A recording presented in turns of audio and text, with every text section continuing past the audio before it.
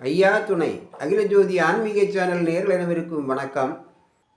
இதுவரையில் நமது சேனலை சப்ஸ்கிரைப் பண்ணார்கள் சப்ஸ்கிரைப் பண்ணி பக்கத்தில் இருக்கக்கூடிய இந்த பெல் பட்டனை அழுத்திங்கன்னு சொன்னால் நாங்கள் போடக்கூடிய ஒவ்வொரு பதிவுகளும் உங்கள் நோட்டிஃபிகேஷனில் வரும்.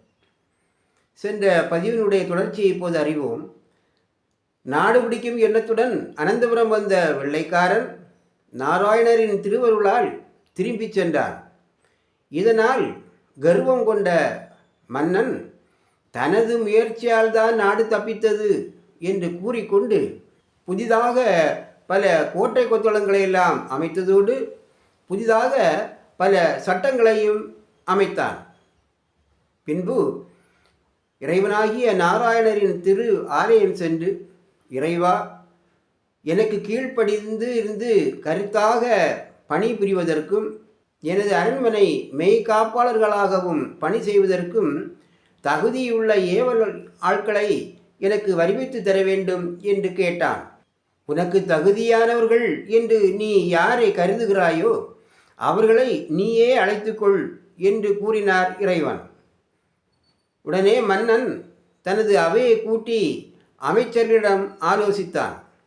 அப்போது அவர்கள், வேறு யாரையும் கொண்டு வந்தால் ஆகாது, வீரதீரம் மிக்க சான்றோர்கள் சோழ நாட்டில் இருக்கின்றார்கள், அவர்களை அழைத்து கொண்டு வந்து நமது அரண்மனையில் பணிபுரிய வைக்கலாம் என்று ஆலோசனை கூறினார்கள். அதன்படி சோழ நாட்டு சான்றோர்களில் தகுதியானவர்களை அழைத்து வந்து அவர்களுக்கு பொருள் கொடுத்து, ஆயுத தளவாடங்கள் கொடுத்து, செம்பு பட்டயம் கொடுத்து சிறப்பித்து, அவர்களுக்கு வரி ஏதும் இல்லாமல் வைத்து தகுந்த சீருடைகளையும் வழங்கி தனது மெய் காப்பாளர்களாகவும் அரண்மனையை காவல் புரிவர்களாகவும் பணியமர்த்தினான். காளி வளர்த்த கண்மணிகளாகிய சான்றோர்கள் திருமாலை மனதில் தியானித்தவர்களாய் தங்களது பணியை சிறப்பாக செய்து வந்தார்கள். இவ்வாறுதான் சோழ நாட்டில் வாழ்ந்திருந்த சான்றோர்கள் சேர நாடாகிய கேரள நாட்டிற்கு வந்தார்கள்.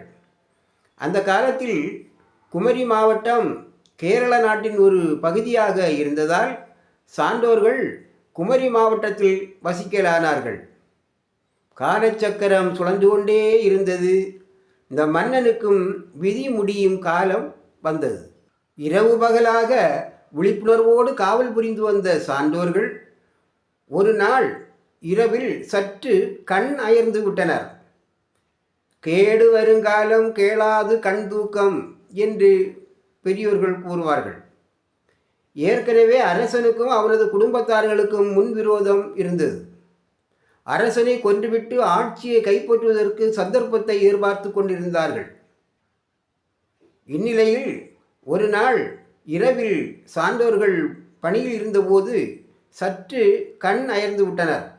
இந்த சந்தர்ப்பத்தை பயன்படுத்தி கொண்ட மன்னனின் உறவினர்கள் அவனை இரவோடு இரவாக கொன்று விட்டார்கள். இதனுடைய தொடர்ச்சியை நாம் அடுத்த பதிவிலே அறிவோம். ஐயா துணை.